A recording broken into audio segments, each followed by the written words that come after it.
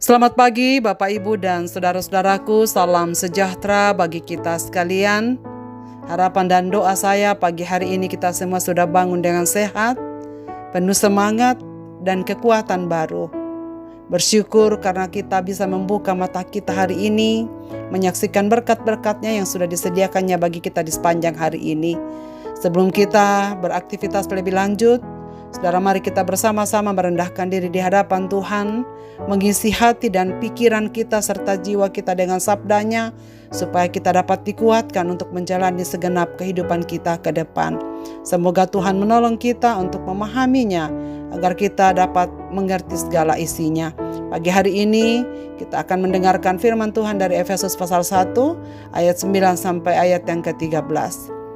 Sebab Ia telah menyatakan rahasia kehendaknya kepada kita, sesuai dengan rencana kerelaannya, yaitu rencana kerelaan yang dari semula telah ditetapkannya di dalam Kristus, sebagai persiapan kegenapan waktu untuk mempersatukan di dalam Kristus sebagai kepala segala sesuatu, baik yang di sorga maupun yang di bumi. Aku katakan di dalam Kristus, karena di dalam Dialah kami mendapat bagian yang dijanjikan. Kami yang dari semula ditentukan untuk menerima bagian itu sesuai dengan maksud Allah, yang di dalam segala sesuatu bekerja menurut keputusan kehendaknya, supaya kami yang sebelumnya telah menaruh harapan pada Kristus boleh menjadi puji-pujian bagi kemuliaan-Nya.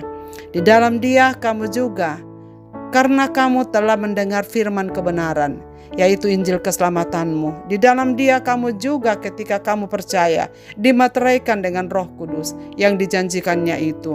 Dan Roh Kudus itu adalah jaminan bagian kita sampai kita memperoleh seluruhnya, yaitu penebusan yang menjadikan kita milik Allah untuk memuji kemuliaan-Nya. Hak dan tanggung jawab anak-anak Allah. Saudara-saudaraku, kemarin kita telah mendengar ucapan syukur yang dipanjatkan Paulus dalam suratnya kepada jemaat di Efesus, mengawali isi suratnya sepanjang kitab Efesus, bahwa ia mengucap syukur karena kekayaan rohani yang dimiliki sebagai anak-anak Allah. Pagi ini kita mendengar alasan selanjutnya. Paulus bersyukur karena kekayaan yang kita miliki sebagai anak-anak Allah. Diangkatnya kita menjadi anak-anak Allah adalah dampak dari keputusan Allah yang telah memilih kita sebelum dunia ini dijadikan. Sebagai anak, ada hak yang harus kita terima dan kewajiban yang harus kita jalankan. Pernyataan Paulus ini merupakan adaptasi dari hukum Romawi. Saat itu yang menetapkan bahwa anak yang diadopsi juga harus memiliki dan menikmati hak yang sama dengan anak kandung. Sebagaimana kebiasaan yang lazim bagi kita, anak angkat disamakan dengan anak kandung yang lahir dalam keluarga di mana ia diangkat. Pertanyaan buat kita adalah, siapa saja anak-anak Allah itu? Paulus menegaskan bahwa anak-anak Allah tidak hanya terdiri dari etnis Yahudi saja, tetapi juga etnis non-Yahudi. Hal ini jelas melalui kata kami dalam ayat 11 dan 12 dan kata kamu juga di dalam ayat yang ke-13. Kedua etnis ini, orang Yahudi dan non-Yahudi atau bangsa-bangsa lain, sekarang tidak hanya memiliki dasar yang sama yaitu Yesus Kristus, tetapi juga sama-sama berada di dalam Kristus, memiliki warisan yang sama dan dimateraikan dengan Roh Kudus sebagai tanda bahwa mereka adalah sah milik Kristus, anak-anak Bapa di sorga.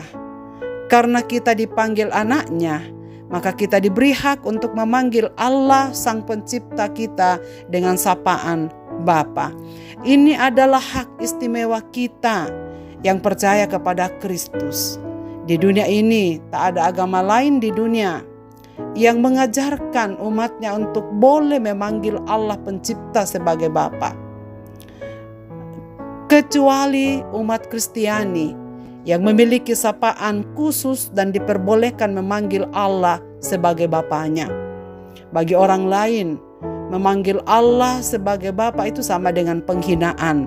Tetapi justru bagi orang Kristen, ini adalah menunjukkan hak kita yang khusus, yang istimewa, yang menunjukkan bahwa kita melalui pengorbanan Yesus Kristus memiliki hubungan yang istimewa, hubungan yang khusus, hubungan yang intim dengan Bapa, karena kita adalah anak-anak yang diangkat oleh Dia di dalam Yesus Kristus Tuhan dan Juru Selamat kita. Bahkan Yesus sendiri mengajarkan kita sapaan menghampiri Allah dengan Bapa kami yang di sorga. Jadi awalnya kita memanggil Allah Bapa di sorga bukanlah baru sekarang, saudara sekalian.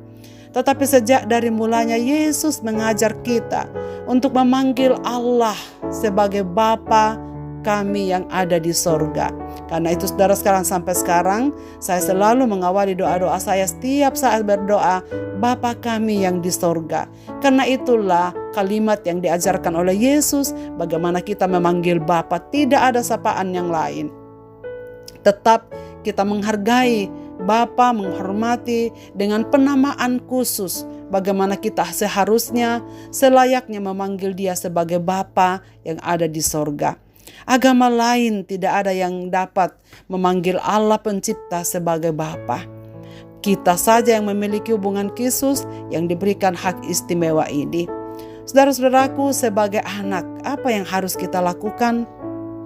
Jika kita adalah anak-anak pilihan Allah di dalam Kristus, kita sudah mengalami penebusan, pengampunan, dan pengorbanan Kristus di atas kayu salib. Sebagai tanggung jawab kita adalah, pertama, hidup kudus dan tanpa celah di hadapan Allah Bapa kita. Saudara sekalian, seorang ayah di dunia ini saja, apakah yang paling diharapkan dari anak-anaknya?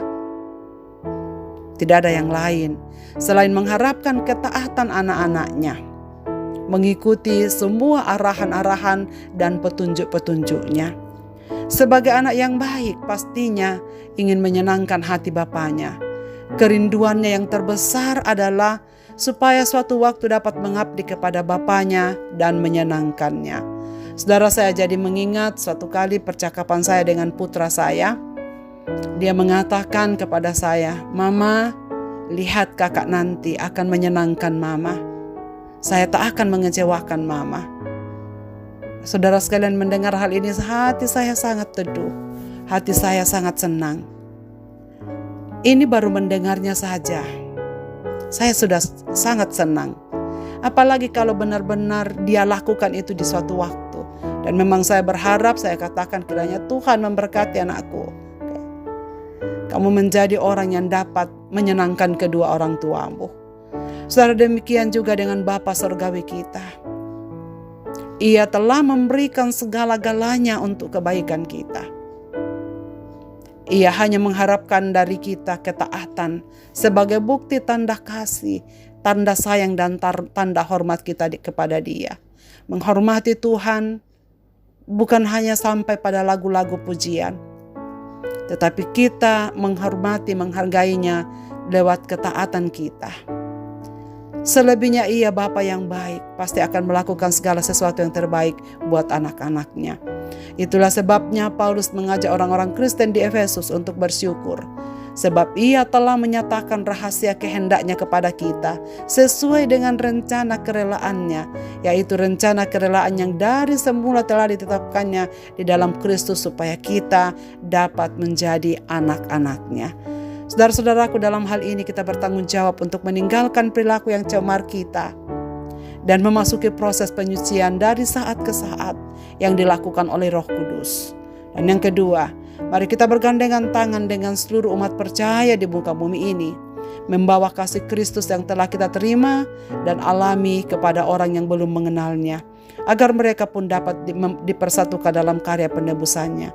Banyak orang yang belum mengenal kasih sempurna, banyak orang yang belum mengenal Kristus. Saudara, mari kita bersama-sama untuk menyatakannya, supaya makin banyak orang yang merasakan dan mengalami kasih yang sempurna itu. Marilah kita panjatkan syukur karena kekayaan rohani yang kita miliki ini, status sebagai anak-anak Allah, dan kita memiliki hak istimewa di hadapan Bapa di sorga. Marilah kita berdoa. Bapa di sorga, kami bersyukur dan berterima kasih untuk firman-Mu pagi ini. Kami diingatkan bahwa kami memiliki kekayaan rohani yang luar biasa. Karena kami Tuhan angkat jadi anak-anak Allah. Kami Tuhan jadikan sebagai milik kepunyaan-Mu dan memiliki hak istimewa di dalam Dikau. Ya Bapa di sorga, terima kasih banyak. Karena Engkau Bapa yang mengasihi kami dengan sempurna. Maka biarlah Roh Kudus-Mu juga menolong kami supaya kami belajar untuk mengasihi Tuhan. Mentaati segala yang Engkau mau. Dan menyenangkan hati-Mu lewat segala ketaatan kami. Mohon ampun ya Tuhan untuk segala kelemahan-kelemahan kami yang belum sanggup hidup sesuai dengan kehendak-Mu untuk menyenangkan Engkau. Ya Bapa di sorga, kiranya pengampunan-Mu selalu nyata bagi kami. Dan pagi hari ini kami serahkan diri dalam tangan-Mu, supaya Roh Kudus-Mu memimpin kami.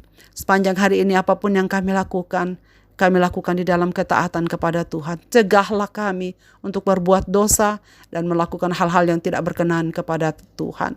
Bapa di sorga, pendengar renungan pagi ini dimanapun mereka berada, kasihanilah mereka Bapa.